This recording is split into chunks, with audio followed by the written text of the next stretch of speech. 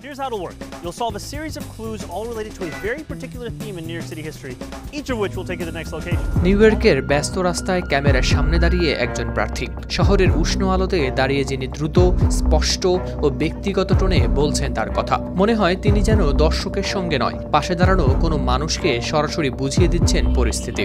হাঁটতে হাঁটতে কথা বলা, হাতের অঙ্গভঙ্গি, বাস্তব উদাহরণ সব মিলিয়ে ভিডিওতে চোখ আটকে যায় মানুষের। এটাই এখন আমেরিকার রাজনীতিতে নতুন ট্রেন্ড, যে ট্রেন্ডের উৎস নিউ ইয়র্ক সিটির নতুন মেয়র জোহরান মামদানি।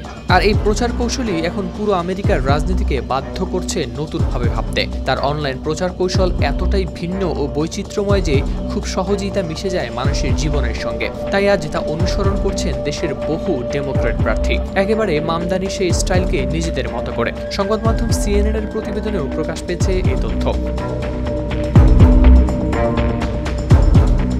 মামদানির ভিডিওগুলোর বৈশিষ্ট্য হলো এর উজ্জ্বল ও দীপ্তিময় রং। তিনি চলতে চলতে কথা বলেন বাড়ির সামনে, দোকানের ভেতরে, রাস্তার ধারে কিংবা ব্যস্ত ক্রসিংয়ের পাশেই। তার হাতের জোরালো নড়াচড়া, দ্রুত কাট, ছোট ছোট বাক্য সব মিলিয়ে মনে হয় যেন তিনি পর্দা ভেদ করে সোজা সামনে এসে দাঁড়িয়েছেন দর্শকের। ফলে সামাজিক যোগাযোগ মাধ্যমের অসংখ্য ভিড়ের মধ্যেও তা সহজেই চোখে পড়ে। এসব ভিডিওতে থাকে দ্রুত দৃশ্যের পরিবর্তন আর হাতের নানা অঙ্গভঙ্গি। এক ভিডিওতে মামদানি নিজেই মজা করে বলছিলেন তার টিম বলে তিনি নাকি বেশি হাত নাড়েন।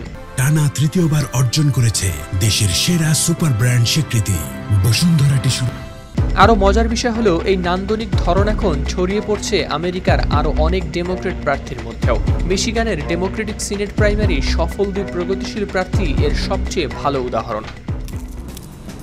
Hello my friends. I have to come clean.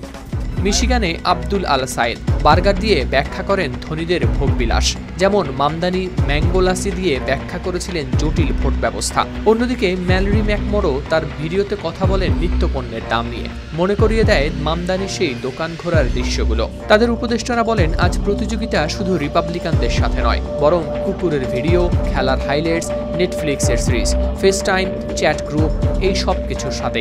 এই স্ক্রিন যুগে মনোযোগ টানা মানেই এমন ভিডিও বানানো যা মনে হবে কেউ প্রতিবেশীকে দাঁড়িয়ে বুঝিয়ে দিচ্ছেন তার কথা। মামদানির দলের মতে তাদের সফলতার আসল রহস্য শুধু ভিজুয়ালে নেই, মূল শক্তি ছিল সহনীয় জীবনযাত্রার খরচ। এক এমন বার্তা যা মানুষের প্রতিদিনের জীবনের সাথে মিশে আছে সরাসরি। বাড়ি ভাড়া বাড়ছে, নিত্যপণ্যের দাম লাভ দিচ্ছে।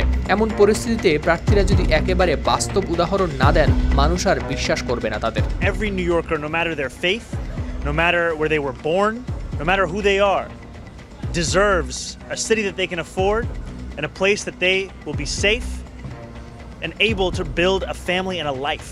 রাজনৈতিক কৌশলবিদরা মনে করিয়ে দেন অনুকরণ করা যায়, কিন্তু বিশ্বাসযোগ্যতা তৈরি করা যায় না। যে প্রার্থী যেমন, তার কৌশলও হতে হবে তেমন। যেমন ক্যালিফোর্নিয়ার সিনেটর অ্যাডাম শিফ একজন ব্যাখ্যাকার, তাই তার ভিডিওতেও আছে সেই ব্যাখ্যার গন্ধ। অবশেষে যে কথাটা উঠে আসে, মানুষ এখন কষ্টে আছে।